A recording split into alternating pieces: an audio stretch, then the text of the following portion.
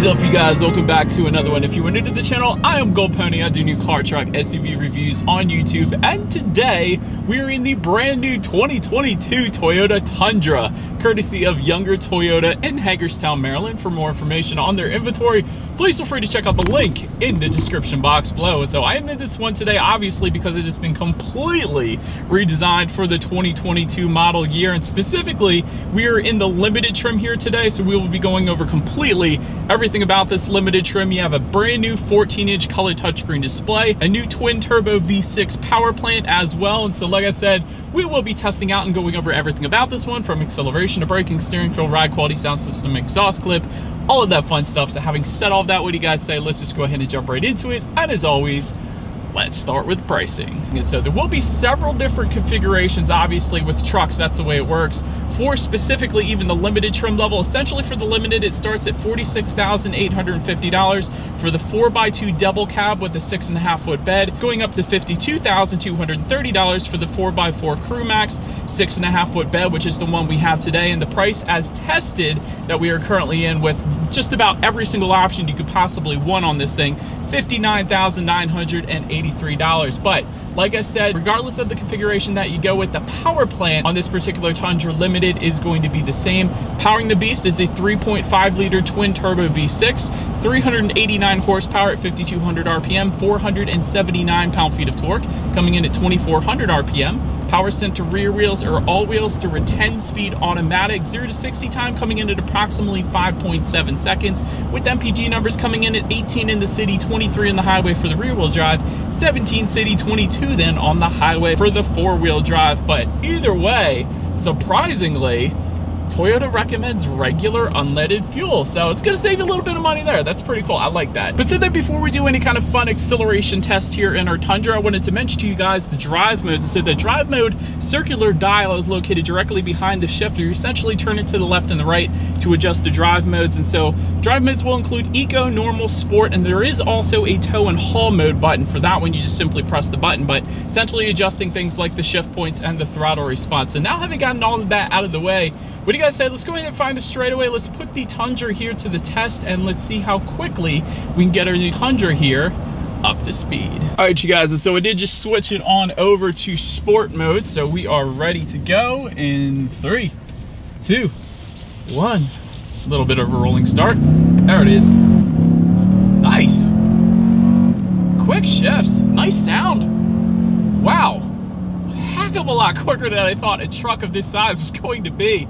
That is plenty of an acceleration to merge you onto the highway. Really, that was very impressive. I know I was kind of hesitant because it's not a V8 anymore, it's a twin turbo V6, but I'm telling you guys, no turbo lag, and that was an extremely impressive acceleration, quite honestly, for, like I said, a truck of this size. But anyways, to go along with that acceleration, as always, braking is equally important. And so up front, you will find 13.9-inch ventilated front discs. In the back, 13.6-inch ventilated rear discs. As far as that braking feel goes, yeah, it's fine. I mean, it brakes like a truck. There's a little bit of a softness to the braking feel, but still not going to have any issues with coming to the stop in this beast. But then touching on suspension and handling, up front, you're going to get an independent dip wishbone type front suspension. In the back, coil spring multi-link rear suspension. Do want to also mention there are some options when it comes to the suspension as well. There is a rear air suspension that goes for $650. There's also an off-road suspension with Bilstein shocks. It's going to come with the Toyota off-road package, or the TRD off-road package, my bad. That goes for $3,085, and it's actually a couple of them, but that was the cheapest one that I could find. But overall, as far as ride quality goes, it actually rides a bit smoother than most trucks I typically review, so I'm definitely a fan of that. As far as steering feel goes, it feels like it should. It's definitely not a loose steering feel, but it's not a heavy steering feel either. I would say it's probably just right for what the Tundra is, so it should definitely get the job done in this thing. As far as cabin noise goes, I'm going 50 miles per hour right now. I do have the air on. There's a little bit of road noise, but really it's perfectly fine, so definitely no issues. Nothing that would bother me I'll just put it that way. And I should also mention there is an acoustic laminated front windshield that does come standard on the Tundra Limited, so that may be contributing to our serene cabin that we have in this one here today. And touching on visibility, I can see actually pretty darn good out the back. There is a massive rear window there, so overall visibility is perfectly fine for me as well, considering the size of this truck. I'll just put it that way. But anyways, that about rounds out the performance segment of this review, guys. Let's now go ahead and take a look at the exterior of our brand new 2022 Toyota Tundra. All right, you guys, and so here she is, the new 2022 Toyota Tundra, completely redesigned for the 2022 model year. Let me tell you, this design is a heck of a lot better than what it used to be. Not that the old design was bad, but this thing looks dang good. But let's go ahead and start up front on this one. All black front grille specific to the limited trim level, and of course each trim level is going to provide you with a slightly different look up front and different trim accents throughout, really. And you do have some satin chrome surrounds surrounding that front grille, again specific to the limited trim level. You guys can see there's some Toyota lettering etched into the front portion of that rear bumper there as well. And the cool thing is the fog lights are actually integrated into the front grille design, which I thought was pretty cool. But anyways, I'm getting ahead of myself. Let's actually touch on the headlights here. LED headlights do come standard. They come with LED daytime running lights as well. Automatic feature, of course, coming with that, meaning when it starts to get dark at night, those headlights will turn on automatically for you there. Manual leveling adjustment as well, along with automatic high beams, meaning if you have those high beams on and it senses a vehicle coming in the opposite direction, it's going to automatically dim them back to low beams. And then when that vehicle is gone, it's going to automatically bump that back up to high beams. So it's just one less thing you got to worry about there. And again, LED fog lights coming standard as well, and they are placed within that front grille design as opposed to kind of underneath of the headlights, which I thought was pretty cool. So big fan of that. But there also is some additional ventilation found just underneath of these headlights as well. I don't know if you guys can see that or not, but anyways, overall a very, very good looking front end. But pretty much rounds out the front. Let's now go ahead and make our way to the side of the Tundra. All right, so now since we are around to the side of this one, first thing I want to mention is there is a gloss black A-pillar. I think you guys can see that. It looks pretty darn good in my personal opinion, but you do have some chrome window surrounds, or really chrome beltline molding, I guess you could say, because it doesn't continue up onto the top. You do have some chrome limited badging on those rear doors. I think you guys can see that as well. Got some chrome Tundra badging on the front doors, and chrome door handles also coming standard on our limited trim level that we have here today. Another thing is you have some gray painted over fenders. I think you guys can see that just over the wheel wells there. So not going to be body colored, but Toyota chose to accent them in gray. I think that still looks good, honestly. As far as the side mirrors go, they are black to match that gloss black A-pillar. They are heated, auto dimming, power adjustable with integrated turn signals. They are power folding with the reverse tilt down feature then as well. So as far as function goes, pretty much have absolutely everything side mirrors can possibly have these days. But take a look at the wheel configuration. They are bi-color. They are 20-inch machine finished aluminum alloys, and they look dang good as well. But pretty much rounds out the side profile of this one. Let's now go ahead and make our way to the back of the Tundra. All right, and so now since we are around to the back of this one, you do have the body-colored tailgate spoiler kind of integrated into that rear tailgate there. So looks pretty good. Chrome handle on the back of that as well to tie in with all the other chrome accents, including that 4x4 badging as well. Tundra lettering spelled out horizontally, of course, on that rear tailgate. LED taillights actually come standard, so I do like that you have the extra illumination there, because not all trucks will give you those LED taillights, of course. LED center high mount stop lamp to go along with that, and you do have some satin chrome accenting on that rear bumper as well. And since we're back here, let's go ahead and touch on the towing numbers. You guys can see the connectors just to the left of the license plate there, but as far as towing capacity goes, it is going to range whether or not you go with the crew cab or the double cab, whether or not you go with a 5.5 foot or 6.5 foot bed. But ultimately, the max towing capacity specific to the limited trim that we have today comes in at 11,400 pounds, which is definitely a good bet. But just below it all, you will find a single exhaust outlet tucked away on the driver's side underneath there, and there is a TRD exhaust available. But having said that, I do believe you guys know what we have to do next. As always, here is that exhaust clip.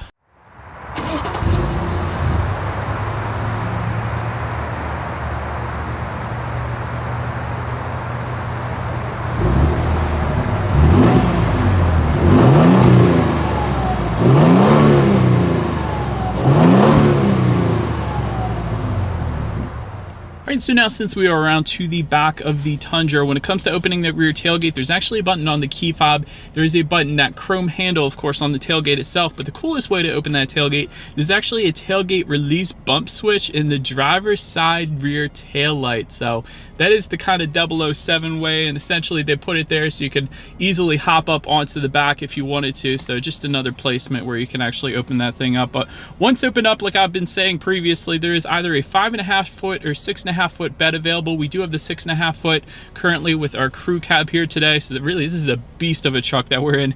Payload capacity comes in at 1,740 pounds max. There is a deck rail system with 4 adjustable tie-down cleats. It's always nice. Aluminum reinforced composite bed construction as well. Integrated cargo lighting as expected, and it's all LED cargo lighting as well, by the way, so that is definitely pretty cool. So overall, it's got everything you could possibly need really in the bed of the truck. But then making our way up to the rear legroom is going to differ dependent upon which cab size you go with, of course.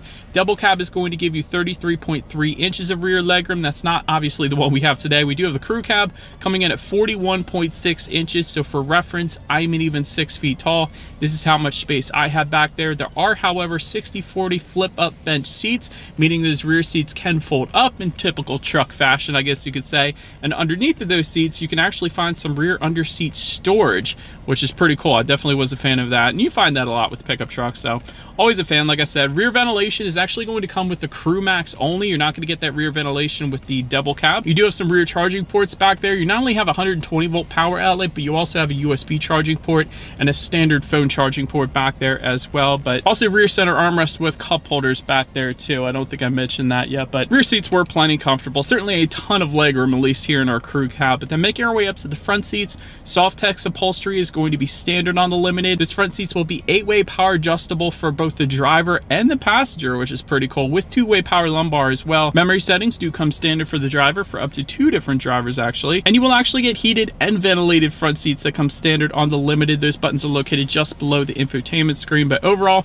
seats were actually plenty comfortable, so definitely don't see any issues with taking this thing on a long road trip or on the beach or whatever the case. So that is definitely nice. Then take a look at the steering wheel. It is tilt and telescoping. It is leather wrapped, and you can actually get a heated steering wheel like we have today for an additional $150, which isn't all that bad for that. Then make our way to the startup. Let me start by showing you guys the key, although it is still in the plastic here, but essentially all of your buttons are located on one side of the key, along with that Toyota logo. You got lock, unlock, and the button to pop the rear tailgate, but it is all keyless entry with a push button start. So all I'm going to do here is simply put my foot on the brake and press that engine start button located just by the driver's right knee. And so once started up, gauge cluster is going to be a standard analog cluster with a 4.2 inch center display with the Limited. However, I will say with upper trim levels, you can get a full 12.3 inch digital gauge cluster, but with the Limited, you can't. So that is currently what you're looking at right now. But I will say there are steering wheel mounted controls found on the left side of the steering wheel if you wanted to adjust what is on that center digital portion, giving you things like your outside temperature, how many miles you have left until you hit empty. There is a digital speedometer, of course, when you need your next oil change, and different driving statistics, the list goes on. So it pretty much does have everything you could possibly want in the digital portion there. Then making our way to overall interior quality, a panoramic roof will go for $1,350. If you wanted that option, we do have that option, of course. So that's letting in a heck of a lot more light for this video, so I am appreciative.